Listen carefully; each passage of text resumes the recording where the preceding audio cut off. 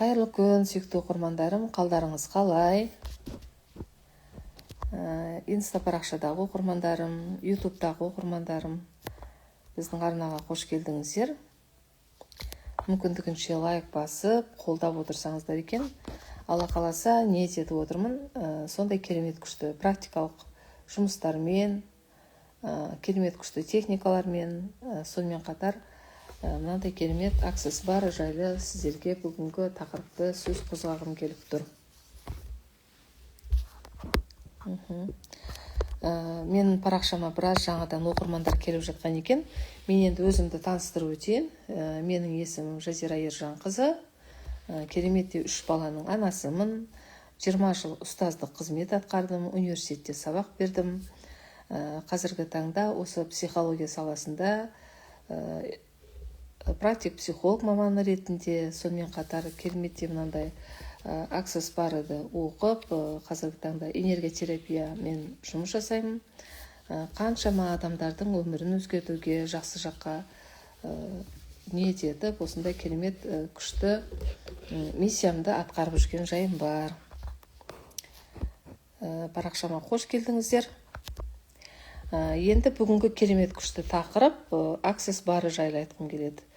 Көбінесе мен жекеме жазып жатады, аксессуары дегенді қазіргі таңда біздің елде осы аксессуары жайлы біраз мағлұматтар енді кеңінен әлі танылған жоқ. Қазақстанның өзіне где-то бір 4 жылдай, 5 жылдай ғана болды келгеніне. Көп адамдар әлі толық біле бермейді. Басқа аудиторияларда, басқа тілді аудиторияларда мағлұматтар біраз бар, ал именно бізде қазақ тілді аудиторияда бұл аксессуары жайлы онша мағлұмат өте жоқ. Сол себепті сіздерге бүгін анық-қанығына дейін, бүге шегесіне дейін айтып түсіндіремін. Біраз мағлұмат алсаңыздар болады. И бұл аксессуары техникасының кереметтілігі сіздің өміріңізге, отбасыңызға, сондай жаңағыдай энергия тазалау мақсатында таптырмас құрал деп айтсам болады. Бұл аксессуары дегеніміз жалпы 1990 жылы Америкада негізін қалаушы Гэри Дуглас болған. Гэри Дуглас өте керемет мықты бизнесмен и керемет жаңағыдай жазушы кісі. Сондай керемет бизнеспен айналысқан жаңағыдай бір жылдары ол кісінің өмірінде де, адамның өмірінде жалпы ақ пен қара бірге жүреді ғой, қай жағдайда болсын. Банкроттық жағдайға дейін түседі өмірінде, ауыртпашылық сезінеді. Сол кезде бұл кісінің арнайы алған ақпараттар бойынша айтайын, бұл Гэри Дуглас өзінің өміріне рухани байланысты, Алламен байланысты күшейтіп бастайды. Яғни енді біз мұсылман дінінде Алла деп жатамыз, жаратушы, Құдай деп жатамыз ғой. Сол кісі жаңағыдай вселенныймен байланыс жасау арқылы ниеті Алладан ол өзім үшін не істей аламын деген жоқ, әлем үшін не істей аламын деген сұрақты өте қойып қойған екен. Сол кезде әлем үшін не істей аламын деген кезде осы Гэри Дугластың аян беру арқылы осы бастағы нүктелермен жұмыс жасау түсіне кіреді, аян алады. Енді ондай өте білімді адам. Қазіргі сол 1990 дедім ғой, сол жылдардың өзінде Джо Диспенза түп сана, Джон Кеханың түп санасы, мимен жұмысты көп адамдар зерттей бастады. Мен барлық оқырмандарыма ылғи да айтам, егер де менің оқырмандарым арасында секрет фильмін көрмегендер болса, бүгіннен бастап міндетті түрде секрет фильмін көріңіздерші. Сол секрет фильмін сіздер көрген кезде мына әлемнің ішінде, тылсым дүниеде энергияның қалай жұмыс жасап жатқанын, біздің әрбір ойымыздың өзі керемет сондай энергиядан тұратын. Сол ойымыз, ойлаған арманымыз, мақсатымыз біздің өмірімізге бәрі бірде қандай да бір жолмен өмірімізде қайталанып жататын байқайсыздар. Сол себепті міндетті түрде сіздерге бүгінгі тапсырма, мен енді арнайы Алла қаласа практик психолог маманы ретінде сіздерге тапсырма өте көп беріп отырам. Сол тапсырмамен сіздер жұмыс жасаған кезде ғана сіздерде нәтиже шығады. Себебі қазіргі таңда көп деген ханымдар жекеме келіп жатады, жеке консультация қабылдап жатам. қаншама 1045 сабаққа қатысқан, теориялық білімді алып жатыр, нәтиже жоқ дейді да. Нәтиже жоқ болғандықтан қазіргі таңда өздеріне жаңағыдай не жасап жатыр. Нәтиже болмағандықтан қазір жеке терапияға жазылып жатыр қыздар. Жеке терапия жазылып, соның арқасында өзінің ішкі состояниесімен жұмыс жасау арқылы адамдар, қош келдіңіздер эфирге, соның арқасында адамдар өздеріне нәтиже жасап жатыр. Өмірлерін жақсы жаққа өзгертіп жатыр. Сол себепті мінекей бүгін осы керемет чудо аксесс бары жайлы мен біраз мағлұматтар бергім келіп тұр. Алла қаласа. Сол Гэри Дуглас 1990 жылы осы аксесс барының негізін қалайды. Бұл жерде, бұл аксесс барының кереметтілігі бастағы 32 нүктемен жұмыс.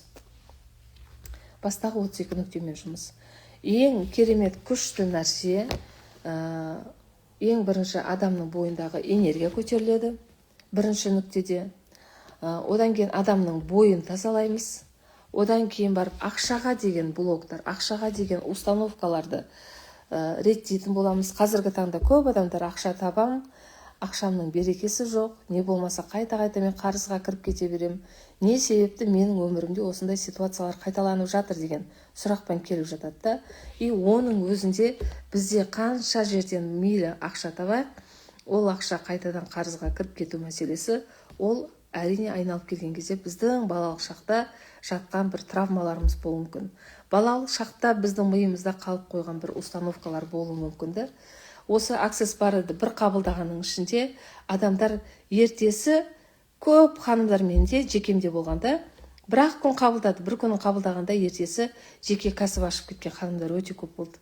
Мен айтам, бүгін енді ертесі біз запись бойынша қабылдаймыз ғой. Ертесі неге келмедіңіз десең, аяқ асты Жазира ханым, менде уже жаңағыдай офиста жүрмін, мебель алып жатырмын, не болып кетті, не жағдай болып жатыр деген ситуациялар менің өмірімде көп болды. Сол себепті адамдарға пайдасы тиген екен, осы керемет чудо аксесс барының адамдарға пайдасы тиген екен. Енді осы ақпаратты мен кеңінен танытқым келіп тұр. Ең бірінші мен нәтиже көргім келді адамдардан. Нәтижені енді бірінші беретін Алла әрине. Енді Алла мені себепкер қылып осы адамдарға қызмет жасауға мүмкіндік беріп жатқаннан кейін мен біраз адамдардан уже нәтиже көрдім. Енді бұл жерде екінші, мына жерде үшінші, төртінші нүктеге кеттік. Адамның өмірлік структурасы дейміз ғой. Өмірдегі қарым-қатынасын реттеп бастайды. Көп адамдар өзінің өмірінде қарым-қатынас, не күйеуімен қарым-қатынас жоқ, не баламен дұрыс қарым-қатынас, не ата-енесімен дұрыс қарым-қатынас, даже өзінің туған ата-анасымен қарым-қатынасты реттей алмай жатқан адамдар қазіргі таңда өте көп. Сол себепті мына жерде осы нүктені басу арқылы біз адамдармен қарым-қатынасы реттеліп кетіп жатады. Менде мынандай керемет күшті жағдай болды. Маған жекеме келген қыздар, все, мен уже өмір сүре алмаймын, күйеуіммен ажырасқым келеді деп жылап еңіреп осындай жекеме келеді. Бірақ та осы аксесс барды біз қолдану арқылы, енді жеке консультация қабылдағанда мен ең бірінші психоанализ бойынша қабылдаймын адамдарды, консультация жасаймыз, өмірінде қандай жағдайда, қандай қиындықтар, қандай мәселелер болып жатыр, именно қарызға байланысты ма, или күйеуімен қарым-қатынасына байланысты ма, или өмірде әлі бір өкпе-реніштен жол болмай жүр ма деген сияқты. Сол мәселені ең бірінші тыңдап, түсінгеннен кейін барып, мен сол нүктені ұзағырақ ұстау арқылы адамдардың өмірінде кәдімгідей жақсы бір әсерін беріп жатыр Алланың қалауымен. Енді біз мына жерде тостер возраста деген нүкте бар. Бұл нүкте адамның денсаулығына өте керемет әсерін беріп жатыр. Енді мен Алла қаласа каждый нүктеге мен нәтижесін көрген нәрселерімді енді осы YouTube арнама жекеме инста парақшама салып отыратын боламын. Себебі мына нәрсені сіздер прям өздеріңізде оқып алып, өздеріңіздің өмірлеріңізге қолдануға сондай керемет мүмкіндік Алла қаласа. Енді бұл тостер возрастада жаңағы Россияда енді керемет жаңағыдай ғылымды күшті зерттейді ғой. Енді аксесс барды бұлар Россияда где-то 8 жылдай болды, 8-10 жылдай болды қабылдап өздерінің мемлекетінде. Жаңа сіздерге айттым ғой, 117 мемлекет қабылдап көріп жатыр бұл аксессуарды. Енді Россияда 60 жастағы әйелге жаңағыдай бүкіл ғалымдардың барлығы тәжірибе жасайды. Сол тәжірибе жасау мақсатында ол кісінің денсаулығын зерттейді. Денсаулығында полностью томографияға түсіреді денесін. И ол кісінің томографияға түсіргенде тамағында ауру белгісі белгіленеді, жүрегінде кішкене жаңағыдай белгі белгіленеді, ішкі ағзаларында, маткасында, одан кейін барып варикоз аяғында аурудың белгілері полностью томографияға түсірген кезде шығады. Сөйтіп ғалымдар 5 күн осы жаңағы әйел адамға аксессуарды жасатқызады. 5 күннен кейін барып ана 60 жастағы келіншекті қайтадан полностью томографияға түсірген кезде, ең бірінші түсірген кезде бойындағы жаңа аурудың белгілерінің барлығы қызыл дақпен көрінеді компьютерден. Ал 5 күннен кейін барып, мына дақтардың ешқандай да бір ізі қалмаған. Бәрі жасыл түске боялып кеткен. Тек қана ішкі ағзасында кішкентай ғана болмашы қызыл дақ көрінеді. И 5 күннің нәтижесінде жаңағы 60 жастағы әйелдің бойы, түрі, бет әлпеті әрленіп, сондай керемет тазарғаны байқалып тұр. Мен оны енді даже бір сеанстың өзінде, бір қабылдағанның өзінде адамдардан до и после мен кейде суретке түсіріп алам. Бірінші келген кезде суретке түсірем, и бір сеанс алғаннан кейін барып суретке түсірсем, адамдардың өзі шок болып жатады. Жазира ханым, жаңа бұл қандай керемет күшті құдірет. Адам соншалықты бір сеанстың өзінде осыншалық түріміз әрленіп, тазаланып, жаңағыдай нұрланып кетуі мүмкін бе деген жағдайда келіп жатады да.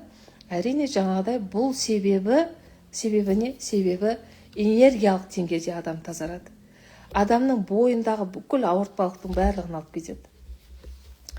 Енді одан кейінгі бұл денсаулыққа байланысты. Денсаулыққа байланысты енді менде керемет күшті кейстарым өте көп. Алла қаласа мен YouTube арнамда каждый кейсті мен жеке-жеке салғым келіп тұр. Себебі мен көп ойландым, бұл нәтижені салайын ба, салмайын ба.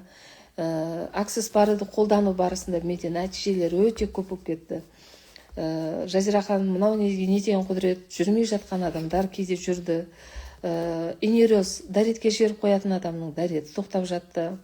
ДЦП балаларға да көмектесіп жатты. Мен даже уже қорқа бастадым, шыны керек.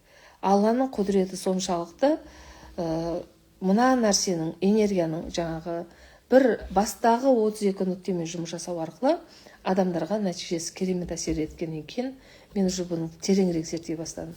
Енді мен жаңа айттым, университетте 20 жылдай сабақ бердім.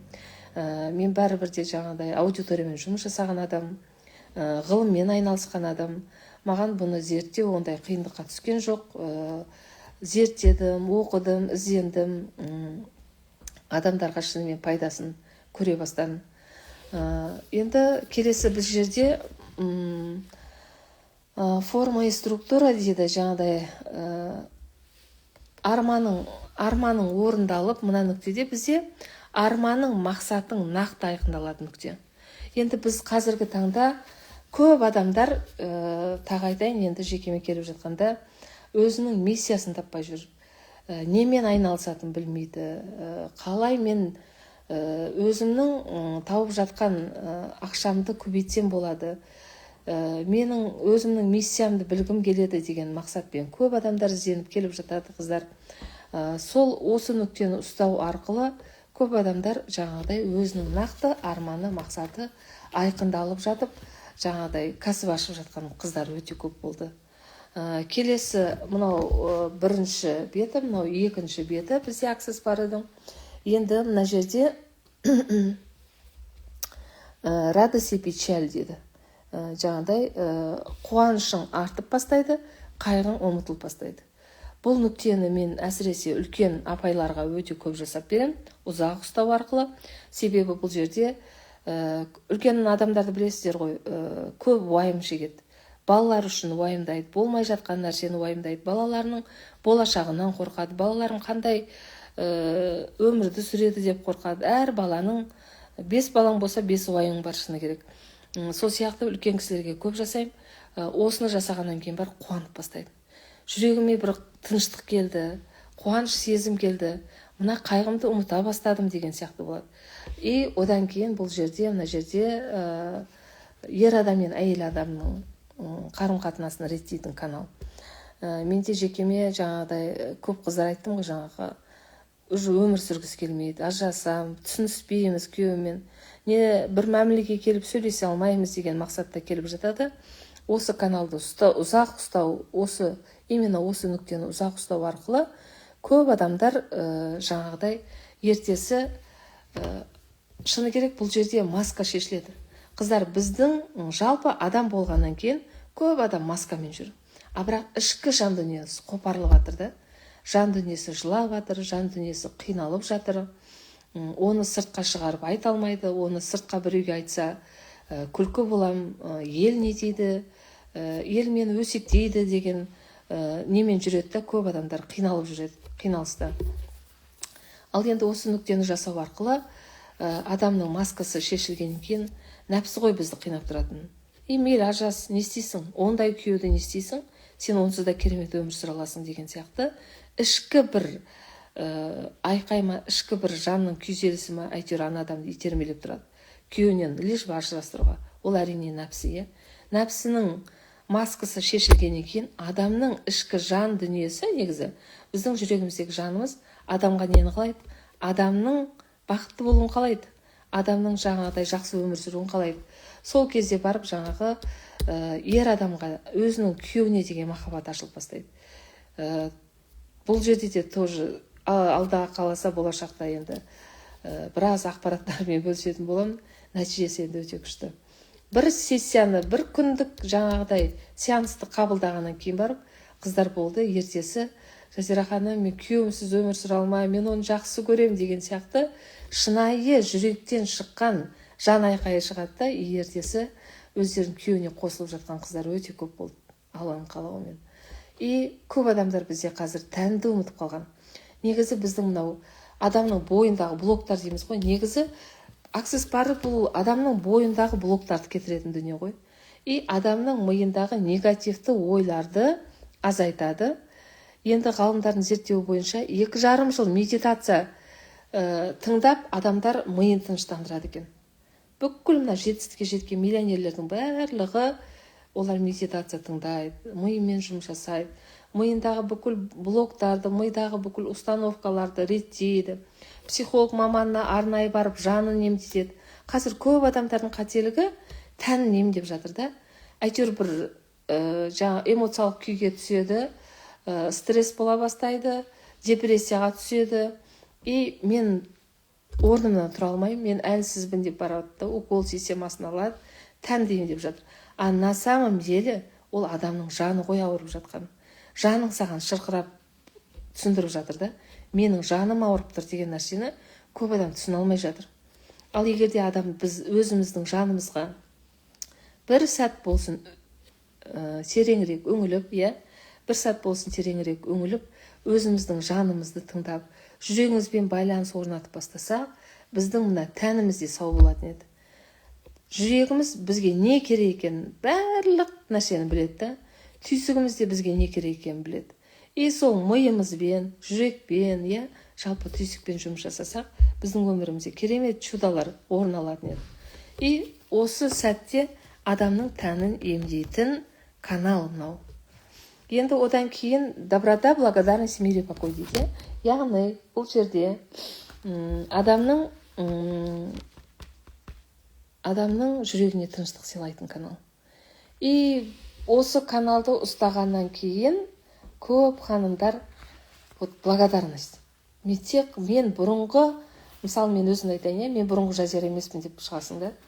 Мен бұрынғы жаңағыдай Айгүл емеспін, мен бұрынғы Маржан емеспін деген сияқты состояниеға келеді ғой адам. Осы каналды ұстағаннан кейін барып адамның жаны рахаттанған соншалық тек алғыс айта бергің келеді. Көбелектер ұшып жүреді ғой адамның жанында, сондай состояниеға келеді. Адамның жаны жай табады ғой, жаны тыныштық тауып, тек қана алғысты айта бергің келеді. Сондай состояниеға келтіретін керемет чудо канал бұл. Келесі коммуникация. Қазіргі адамдарда көбіне коммуникация жоқ. Себебі адамдарда мына мидағы мусордың кесірінен, қаншама негативті блоктар. Біз өмірімізде біз өзіміз жанымызды аяп жатқан жоқпыз. Болмайтын ақпараттарды миға кіргізіп жатырмыз. Күніге мына инста парақшасы болсын, тикток болсын, барлығы листать етіп отырады адамдар. Миына қажет па, қажет емес па ақпаратты кіргізіп жатыр. И даже мына элементарный телефонды алайықшы. Телефонның өзін керек емес файлдарды удалить етсек, шуылдап істеп бастайды ғой. Сол сияқты біздің миымызда сондай. Біздің миымыздағы керек емес ақпаратты осы керемет аксес бары жаңа ілімі бойынша, осы ғылым арқылы миыңызды бір тазалап алсаңыз, сізге қажетті идеяны да, сізге қажетті бизнесті да, сізге қажетті ақпаратты да, сіздің өміріңізге жаныңызды қуантатын нәрсені де миыңыз алып келе беретін болады. И прямо көбелектер ұшып жүреді ғой жан-жағында. Сондай состояниеға келіп тастайды да. И сол себепті мына миды тазалау керекпіз. Көбінесе миды тазалау керекпіз. Одан кейін ең соңғы мына жерде канал, бүкіл мына 32 каналдың барлығын реттеп келеді. Ең соңында осы каналға келген кезде өткен шақты ұмыттырамыз. Осы каналды жасау арқылы, осы нүктелерді бүйтіп басып, адамның басында басып отыру арқылы, осы канал арқылы реттеп тазалаймыз. И одан кейін барып, круг манифестация, бұл жерде жатқан клиентке арманын айтқызамыз. Яғни сіздің өмірде қандай арманыңыз бар? Менде жекеме келген адамдар бар, әсіресе енді біздің өзіміздің ұлтта біз өзіміз ешқашан ойламаймыз ғой, шыны керек, мойындаңыздаршы. Баламыз дейміз, күйеуіміз дейміз, ата-анамыз, бауырларымыз дейміз да. Көбіне айтам, тек өзіңізге қатысты арманды ойлап жатыңызшы десем, келген адамдар айтады, бауырыма үй салып берсем, анаған бірдеңше, балама жаңағыдай бір жағдайын жасап берсем. Біз қашан өзімізді ойлап бастаймыз, біз өзіміздің қашан қалауымызды жасап бастаймыз, сол кезде қыздар бізге ақша да келіп бастайды, сол кезде біздің өмірімізге қуаныш келіп бастайды, сол кезде біздің өмірімізге шынайы бақытты өмір сүріп бастаймыз. Вот сол мүмкіндікті тағы да не істейміз, осы аксес барды жасаймыз. Енді осы аксес барды жасау барысында көп адамдар керемет бір медитация тыңдағандай сәтке енем дейді. Көп адамдар керемет бір ұйқыға кетіп қалады. Не болмаса, сондай бір болашақтың бір полиясына өтіп кетеді ғой. Мына квантовый скачок деп жатырмыз ғой. Қазіргі таңда көбі кванттық секірісті қалай жасаймыз? Тренд болып кетті ғой. Кванттық секірісті міне аксес бары арқылы жасаймыз. Осы аксес барды қабылдағаннан кейін адам келесі уровеньге өтіп кетеді. Негізі мына өмірде жаңағыдай 5 измерение бар. Саты, әр адамның мына өмірдің заңдылығы бар. Өмірдің заңдылығында әр сатыдан тұрады. Бірінші сатыда ішсем, жесем деген мақсатта жүреді. Екінші сатыда әйтеуір нақты бір өзінің жұмысы бар, ішеді, жейді, әйтеуір өмір сүріп жатыр адамдар да. И одан кейін рухани, үшінші сатыда рухани кемелденген адамдар. Әулиелік деңгейдегі адамдар. Мен өзім нақты сөйтіп өзім деңгейін жасап алдым да, и сол бойынша қазір көп адамға солай түсіндірсем жеңіл болады да. Рухани деңгей. И одан кейін арғы жағында уже пайғамбарлардың деңгейіне дейін адамдар өзінің сатысында өсіп отырады да. Вот сол сияқты әр сатыға өсіретін осылай керемет күшті деңгейге дейін өсіреді. Енді аксес барыда біз 13-ші измеренияға дейін просто мынандай ғылыми түрде адамды сондай состояниеға ұшыратын, энергиясын көтеріп тастайтын керемет бір ғажайып техникаларды қолданамыз Алланың қалауымен. Енді адамның бойын мына жерде соңғы каналында тағы бір тазалап жүреміз. Ең соңында қалай істейміз? Адамның да басына мынандай керемет коронаны кигіземіз. Корона кигізілген кезде адамның мына бүкіл негізі таңертең ұйқыдан ерте тұрған кезде жаңағы Алла бүкіл 18.000 ғаламға, 18.000 ғаламның жаратылысына Алла тағала нұрын шашады екен да. Вот сол нұрды шашқан кезде бүкіл адамның бойынан мынау энергия осы төбеден келіп құйылады. Ол төбеден келіп құйылғаннан кейін энергияның ағысы осындай состояниеде тұру керек та адамның бойында. Көп адамның энергиясы жоқ қой, жата бергісі келеді, әлсіз, жалқаулық, күнде ісін кейінге қалдырып жүреді. Оның барлығы энергияның жоқтығынан. Ал сізде қалай энергияңыз көтеріліп бастайды, сіздің өміріңізге не қалайсыз, вот запрос жібересіз, қабыл болады, жібересіз, қабыл болады, сондай состояниеға жетуге болады. Қазір Алланың қалауымен осы мен енді ең алғаш өмірімде секрет фильмін ең бірінші рет көрген кезде, вот сол құпияны түсінген кезде, мына тылсым дүниеде керемет бір энергияның бар екенін түсінген кезде, адамдар өзінің мына миының қызметі арқылы өзінің өмірін түзеуге болатынын түсінген кезде, керемет бір нәрсені сездім. Ниет еттім Алладан. Аллахым маған сондай ниет етіп тұрмын. Неужели мына адамдар өмірге қиналу үшін келді? Адамдар неге бақытты болуға, қуанышты өмір сүруге, сондай материалдық жағдайда рахаттанып өмір сүруге неге болмайды? Вот сондай бір чуданы іздедім да. Сол чуданы іздеп, Алладан ниет етіп сұраған кезде, адамның мына бойындағы блок деген нәрсені түсіндім. Қашан мына блоктар кетіп бастайды, адамның өмірінде қуаныш келіп бастайды. Шаттық, махаббат, мейірім, вот соның барлығы келген кезде прям адам пархат етіп, адам рахаттанып жүретінін түсіндім. Вот сол кезде барып мына нәрсені ниет етіп едім, Алла тағала осы жаңағы Access Par'дың оқуын шыны керек алдымнан шығарды. Бұның өзін мен қабылдайтын кезде өте көп іздендім. Себебі адамдарға жасасам, сенесіз бе, бір сеанс жасаймын, жарты сағаттан кейін, 1 сағаттан кейін қайтадан маған телефон соғып, Жазира ханым, мен бақыттымын деп айғайлап жатқан сәттерді көп естідім. Жасаймын, қуанып жатады адамдар. Себебі олардың адамның энергиясы көтеріліп кетті. Бүкіл мына бойындағы сущностьтер, адамның мына бойындағы қажет емес негативті ойлар адамның тәнін босатты да. Адамның жаны өзімен өзі қалып байланысқа келді. Адамның жаны адамға не керек екенін, не қажет екенін біледі. Сондай состояниеға жеткеннен кейін барып, мен уже бұл нәрсені одан ары тереңірек зерттедім. Адамдардан нәтиже көрдім. Даже балалардың өзіне көп жасадық. Балалардың өзінде де не уже 4 жылдай болып қалды жасап жатқаныма. Балалардың бойында мына сабақты қабылдай алмайтын балалар көп болды. Айтасың, ақпарат қабылдай алмайды.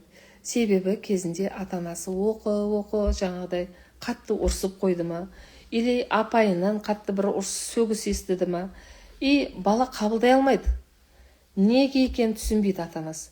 Қанша оқу орталыққа апарды, мен балам мына миы қабылдамай жатыр деп. Айналып келген кезде тоже миында бір жаман қажетсіз ақпарат, негатив тұрды. Қалай аксес жасаймыз, ертесі 10-дықты, 100-дықты есеп бересің, шығарып бастайды. Білмеймін қандай чудо жатыр. Тағы бір керемет кейс, бұл бір адамға жасаған кезде, бұл 350 мың адамның энергиясын тазалап жіберетін деңгейі бар екен. Ойлаңыздаршы, 350 мың адамның энергиясын. Бір ғана адам емес, 350 мың адам. Мысалы, Алматы қаласының өзінің жарты көлемінде адамды тазалап жіберген. Бір районды тазалайтындай энергияның айналымы сондай деңгейде тазалып тастайды екен. Себебі оны неден байқадым? Себебі мен бір адамға жасаған кезде үйіндегі адамдардың жол ашылып бастады. Жұмысқа 12 жыл кірмей жүрген адамдар жұмысқа кіріп бастады. Күйеуімнің жолы болып бастады. Айлығы өсіп бастады. Вот білмеймін, сондай чудалар көбейіп бастады да. Вот сол кезде мен ойладым, значит, жаңағы біз енді ғылым болғаннан кейін оқығанда 350 мың адам энергиясын тазалайды ғой дедік қой. Вот сол 350 мың адамдың бір адамға жасайын ба, ол үйіне барады, үйіндегі аураны, үйіндегі энергетиканы тазалап кетеді.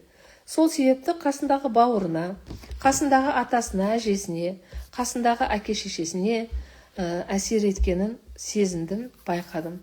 Себебі ондай случайлар Алла қаласа YouTube арнамда жекемде тағы да бөлісетін боламын. Бүгінгі тақырыбым қысқаша осы. Назар қойып тыңдағандарыңызға көптен көп рахмет. Егер де қызық болып жатса, астында телефонымды қалдырам. Сол телефонға хабарласып, тағы да өздеріңізге қажетті ақпараттарды алсаңыздар болады. Қазір онлайнда, офлайн форматта да адамдарды қабылдаймыз. Бұл Access Par'ды бір күнде оқып, халықаралық деңгейдегі сертификат алсаңыздар болады. Жаңа айттым ғой, 117 мемлекетке жарайды екен. Өзіңіздің отбасыңызға, өзіңіздің балаларыңызға күнделікті жасасаңыз өте керемет. Қазіргі таңда балалар смартфонды, телефонды көп көреді, ақпараттар өте көп, миы толып жатыр, қажетсіз ақпаратқа толып жатыр. Сосын көп балалардың бойында қорқыныш бар. Кішкентай балалар көп қорқады. Сол қорқынышты осы бір сеанс жасау арқылы жұлып алып тастауға болады. И адамның өзінде жаңағыдай жеңілдік сезінеді, энергиясы тез көтеріліп кетеді.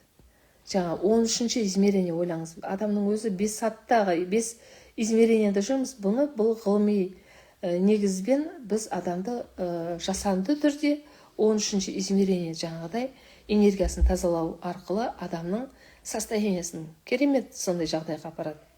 Сол арқылы адамдар нәтижені өте күшті қабылдап жатыр, өте күшті көріп жатыр. Сол себепті жекеме жазып, керемет күшті инсайт алып жатсаңыздар, комментарий жазып, мүмкіндігінше қолдап отырсаңыздар, Алла қаласа мен болашақта осы YouTube арнамда көптеген ақпараттарды салатын боламын. Практикалық жұмыстар, психолог маман ретінде сіздерге практикалық жұмыстар көп беремін. Сіз өзіңізбен жұмыс жасау арқылы тек осы күндегі YouTube арнамдағы тақырыптың өзінде сіздер өздеріңізді тауып, өздеріңізбен жұмыс жасап, өздеріңізді жаңағыдай жарқын болашаққа апаратындай жағдайға жетесіздер. И маған келген әрбір клиентіме айтам, негізі анасы емделу керек деймін. Балаларын көп жағдайда алып келіп жатады, баладан бұрын анасы емделу керек. Біз мына өмірде айнамыз, біздің күйеуіміз болсын, баламыз болсын, туысымыз болсын, қандай жағдайда кім сізді жаңағыдай ұнамай тұр мінезі, значит ол сіздің айнаңызда. И біз анасын емдегеннен кейін баласы сабақты күшті қабылдап бастайды, баласының өмірі реттеліп бастайды, баласы кіре алмай, жаңа айттым, 12 жыл жұмысқа кіре алмай жүрген баласы жұмысқа кіріп бастады. Неге? Себебі бүкіл блок жаңағы анасының бойында тұрды. И қалай анасының состояниясы реттеліп, анасының жағдайы күшті болған кезде баланың өмірі реттеліп кетеді. Сол себепті Алла қаласа сұрақтарыңыз болса жекеме жазыңыздар, мүмкіндігінше жауап беремін. Назар қойып тыңдағандарыңызға көптен көп рахмет, барлықтарыңызға.